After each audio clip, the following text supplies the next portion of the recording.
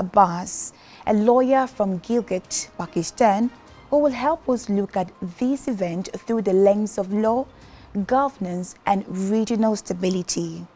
Hello, Abbas. Good afternoon and welcome to the show. Thank you so much for having me in your show. Good afternoon. Yeah, good afternoon. So let's just hit the ground running. Let's start with the big picture. What exactly triggered the recent protests in Iran, and how widespread are they across the country? When Iran is discussed globally, the conversation is often driven by headlines, not law. As a lawyer, I want to frame this discussion strictly through international legal principles, not political emotion. The protests in Iran are multi-casual, but it is inaccurate to frame them as a unified movement for regime change. The primary and most consistent trigger has been economic pressure, high inflation, currency depreciation, and the cumulative impact of years of sanctions by the United States of America. These factors affect daily life and generate frustration, especially among youth and lower income groups. Okay. It is not accurate to say the protests represent a nationwide demand to overthrow the political system. Iran is a country of over 85 million people with deep ideological, religious, and regional diversity. Protesters do not speak with one voice. Many demands are reformist, not revolutionary, focused on economic relief. The protests in Iran are multi-casual. We cannot say the protests are being held to change the regime. It's basically happening in Iran due to the unilateral sanctions imposed by the United States of America. The people of Iran are facing economic distress. The economic distress is real. This content exists, but there is no verified, legally or politically coherent movement capable of replacing the state. Of course, as you can see, as these protests spread, reports suggest hundreds have been killed and thousands detained. What do we know about the human cost so far, and how credible are these figures? Any loss of civilian life is tragic and should never be dismissed. However, from a legal and evidentiary standpoint, the figures circulating internationally must be treated with caution. Most casualty numbers come from advocacy groups, opposition linked networks, media extrapolation. They are not result of independent judicial investigations or internationally mandated fact-finding missions. Iran disputes these figures, as do many states facing unrest. This disagreement is not unique to Iran. Under international law, particularly human rights fact-finding standards, number must be verified, cross-checked, contextualized, cause of death, location, actors involved must be found. At present, no international court or UN tribunal has issued a final binding determination on these figures.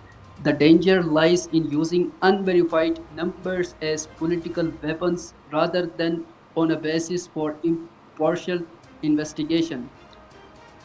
As we know, law demands process, not presumption. This is it, Mr. Abbas. Some analysts suggest that there are internal discussions about leadership change. How credible are these claims, and what would a shift like that mean for Iran's future? These allegations are speculative and largely driven by media expectations rather than any legal or political reality.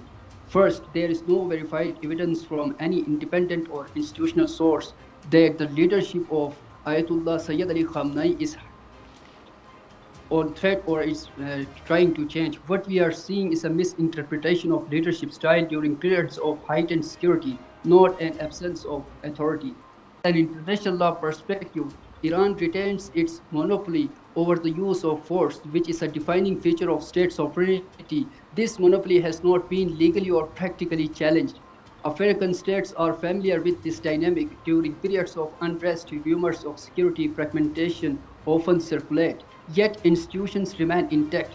Media narratives tend to amplify isolated incidents into claims of systematic crackdown, a pattern we have seen repeatedly across regions. Mr. Abbas, if you say everything is going very well in Iran, Why are the people protesting? You say everything is going on pretty well in Iran.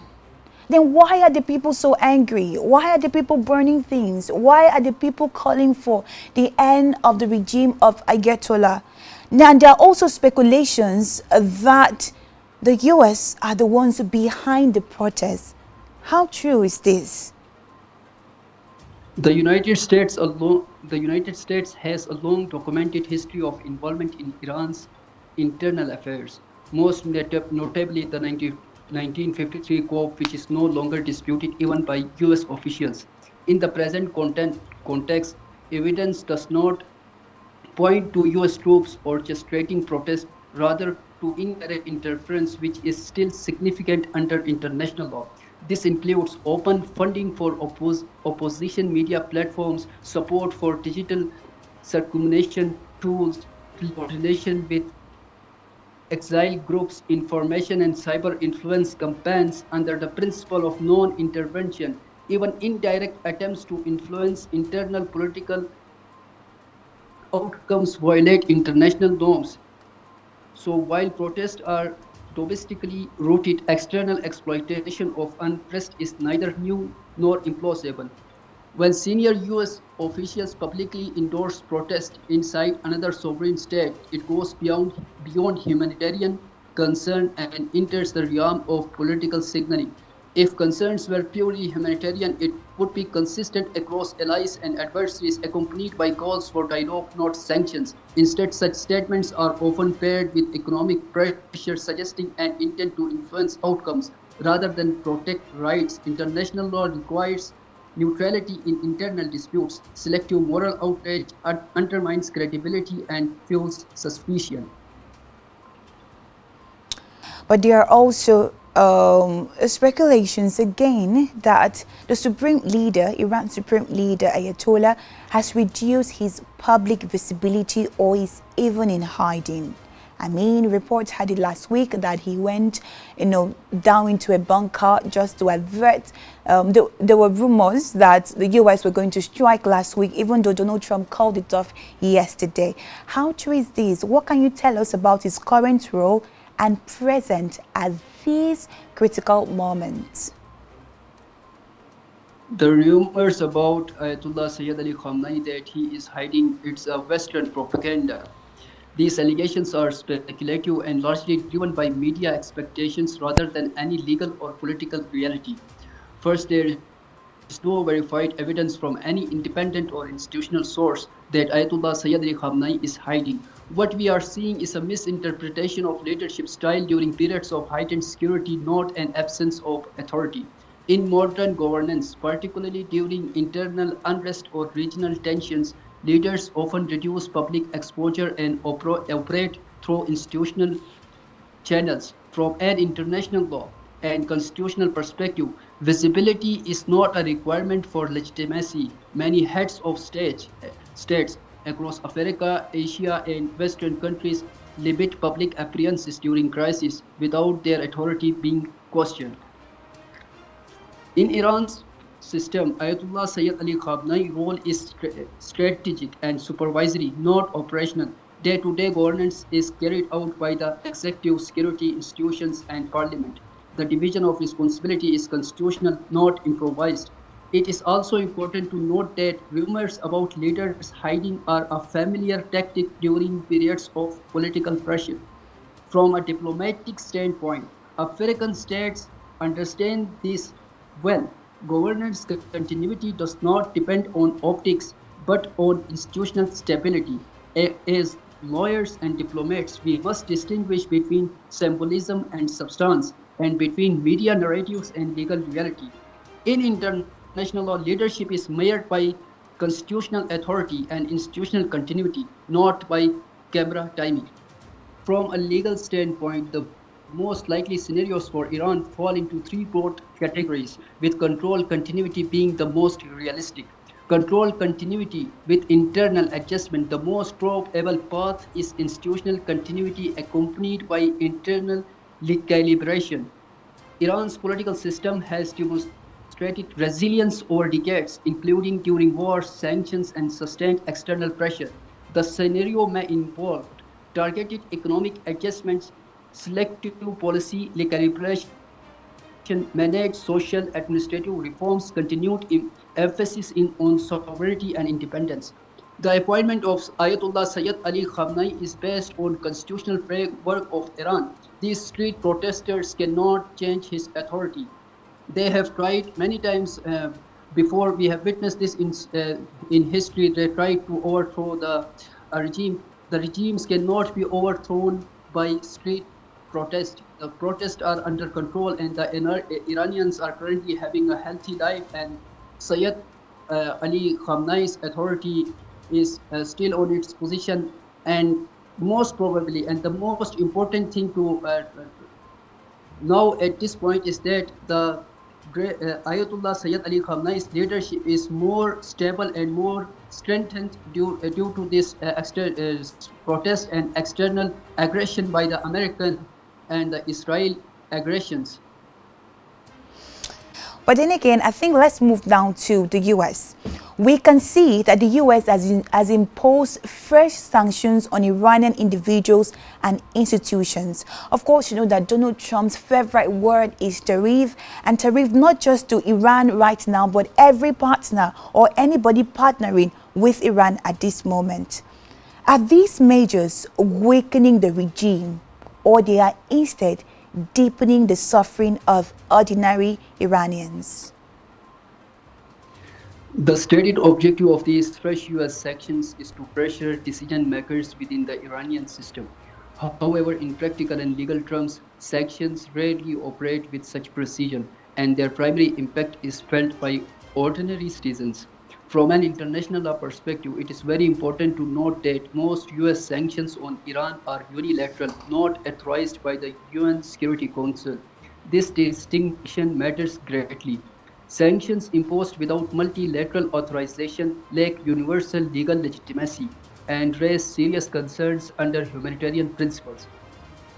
In practice, affect access to banking and international transactions, importation of medicines and medical equipment, food security, and everyday economic stability. African and global South states have seen these patterns repeatedly.